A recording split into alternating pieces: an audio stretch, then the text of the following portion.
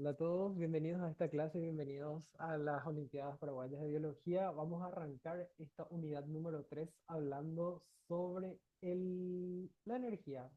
La energía, cómo se obtiene, cómo las células obtienen energía, qué tienen que hacer, cómo funciona todo esto. Y básicamente, como ya estuvieron viendo en unidades anteriores, las células son pequeñas fábricas que procesan diferentes tipos de materiales a nivel molecular. Pueden ser lípidos, pueden ser proteínas, pueden ser azúcares. Y esto lo hacen a través de muchísimas reacciones químicas. Y la suma de todas estas reacciones químicas lleva el nombre de metabolismo. La definición de metabolismo es la suma de todas las actividades químicas que ocurren dentro de un organismo. Ese organismo puede ser una sola célula o puede ser un organismo multicelular. El metabolismo tiene, como bien vemos acá, leemos acá o ya habrán escuchado, dos componentes complementarios. ¿Qué significa esto?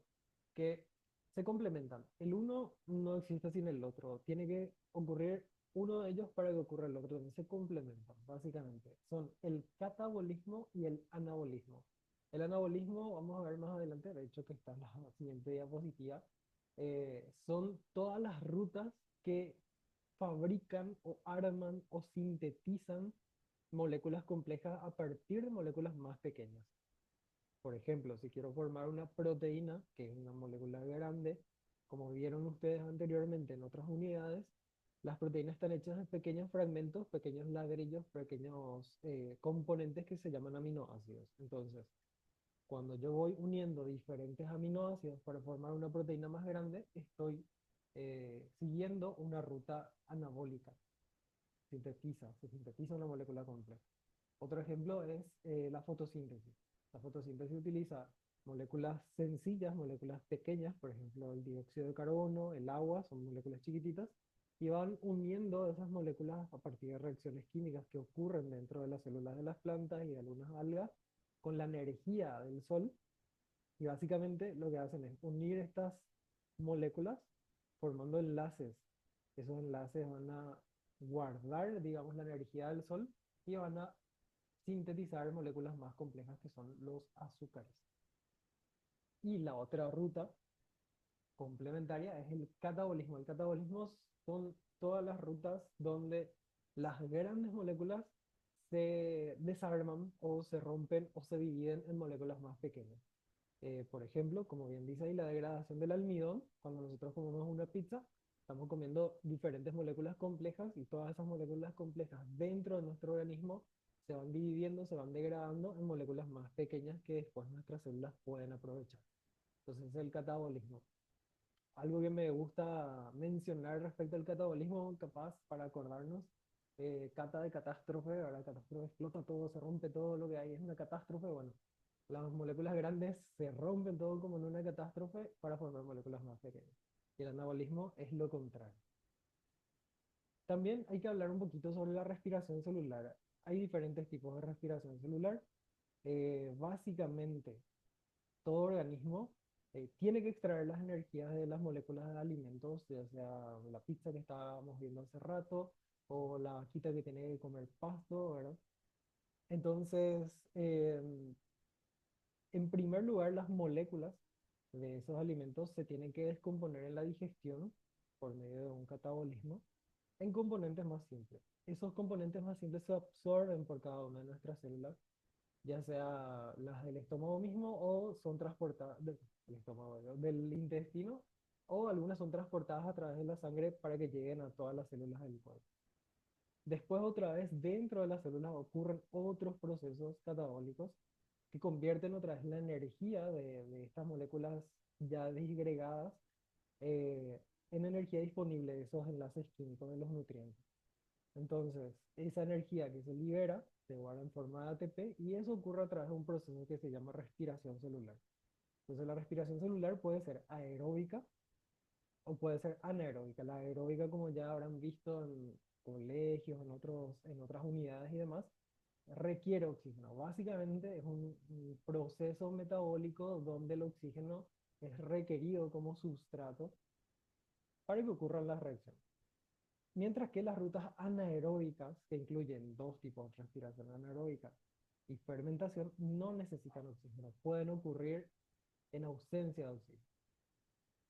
En el proceso de la respiración organística también, podemos ver más adelante, los pulmones son los que suministran de manera continua al organismo el oxígeno para que las células puedan, digamos, realizar la respiración aeróbica, que es una de las rutas más comunes para capturar energía. Y vamos a estar viendo también a más detalle algunas de esas rutas en esta unidad. Las tres rutas, respiración aeróbica, anaeróbica y fermentación, son rutas exergónicas y energía libre que la célula puede capturar. Entonces son rutas metabólicas que la célula utiliza para capturar energía de los alimentos. Otro tipo de reacciones que ocurren dentro de las células son las reacciones redox. Habrán escuchado también de esto en química. En biología básicamente es lo mismo porque, bueno, son reacciones químicas las que estamos viendo nosotros que ocurren dentro de las células. Y las reacciones redox en las células son procesos químicos en los que se transfieren electrones y su energía de un agente reductor a un agente oxidante. Es decir, una molécula que pierde electrones a una molécula que gana electrones. En la oxidación, lo que ocurre, y esto es muy importante, en la oxidación, un átomo o un ion o una molécula lo que hace es ceder sus electrones. Cuando una molécula, un átomo o un ion da sus electrones, se oxida. Perder electrones es oxidarse. Es como cuando perdes la práctica de algo, perdes la práctica de la danza, perdes la práctica de tocar guitarra, perdes la práctica de algún deporte, uno dice, estoy oxidado en eso, porque perdí la práctica. Entonces es como que los átomos, los iones y las moléculas pierden, entonces se oxidan. ¿Qué es lo que pierden? Electrones. Y los átomos, iones o moléculas que aceptan esos electrones, se dice que se reducen. ¿Por qué? Porque se reduce su número de oxidación. Entonces, al ceder electrones, también se cede la energía. Yo doy mi electrón, doy mi energía. Si acepto electrones, acepto la energía de ese electrón. ¿Sí? Entonces, algo bastante importante es que en términos biológicos no es fácil eliminar uno o más electrones de un compuesto covalente, es bastante complicado en términos químicos. Es mucho más sencillo eliminar un átomo completo. Entonces, si yo quiero eliminar un electrón, generalmente lo que se pierde o lo que uno puede ver en las reacciones metabólicas dentro de lo que es la biología es que se eliminan un átomo. ¿De qué átomo estamos hablando? De hidrógeno. Entonces, un átomo de hidrógeno corresponde también a un electrón. ¿Por qué? Porque un átomo de hidrógeno tiene un solo electrón. Por esta razón, en las células, usualmente las reacciones redox implican, como dice acá, la transferencia de un átomo de hidrógeno en lugar de un solo electrón. ¿Está? Entonces, es un átomo de hidrógeno que implica su electrón y su protón. Es un átomo entero. Entonces, un átomo de hidrógeno contiene un electrón más un protón que no participa en la reacción de redox. ¿Qué es lo que no participa en la reacción redox? El protón del hidrógeno. ¿Qué es lo que sí participa? Su electrón. Los electrones son los que se ganan o se pierden en una reacción redox. Los protones no. Entonces, por ejemplo, si vemos acá una reacción de la respiración aeróbica, donde el azúcar es absorbido, reacciona con el oxígeno que respiramos y se termina convirtiendo en dióxido de carbono, agua y energía para almacenarse en ATP. ¿Sí? Acá, por ejemplo, vemos que el azúcar, que en este caso puede ser, por ejemplo, la glucosa, tiene 12 hidrógenos. ¿Sí? Y este azúcar, ¿qué es lo que le ocurre? Pierde sus hidrógenos y se convierte en dióxido de carbono. ¿Sí? Al perder sus hidrógenos, se oxidó. Decimos eso en biología. ¿Sí? Perdió los hidrógenos, perdió los electrones de esos hidrógenos y se convirtió en dióxido de carbono. El dióxido de carbono es la forma más oxidada que tiene el carbono acá en las reacciones redox metabólicas. Y el oxígeno, ¿qué pasó? El oxígeno no tenía ni un hidrógeno y después terminó con varios hidrógenos. ¿Sí? Quiere decir que el oxígeno se redujo. El oxígeno es un agente oxidante. ¿Por qué? Porque capta los electrones de otras moléculas. En este caso captó los hidrógenos del azúcar y se volvió agua. Y el agente reductor en este caso sería el azúcar. ¿Por qué? Porque él dio los electrones, dio sus hidrógenos, entonces le redujo al oxígeno y se convirtió en dióxido de carbono, nuestro azúcar. Entonces, cuando un electrón se elimina de un compuesto orgánico, se lleva algo de la energía almacenada, un poquito de la energía de este azúcar se fue para otro lado, se fue al agua, otra parte se fue al enlace ATP, ¿sí? Entonces, siempre la energía se va a almacenar en enlaces químicos, acuérdense de eso. Entonces, ese electrón que se movió del azúcar, por ejemplo, al oxígeno, junto con su energía se transfiere a una molécula receptora o aceptora, que en este caso es el oxígeno. Y progresivamente un electrón pierde energía al ser transportado de un aceptor a otro. A medida que el hidrógeno pasa de una molécula a otra, a otra, a otra, a otra, a otra, a otra, hasta llegar a su aceptor final, va perdiendo energía a poquito.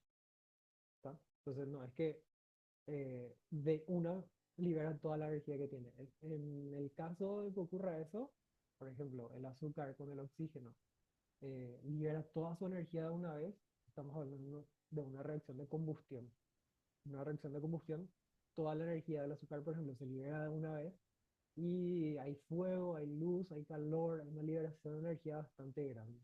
Eso obviamente no ocurre dentro de la célula, porque si ocurriera vamos a estar ardiendo en llamas todo el tiempo, ¿verdad? Entonces, ¿qué es lo que hace la célula para evitar esa liberación tan grande de energía? Separa en pequeños pasos, en pequeñas reacciones, esta reacción.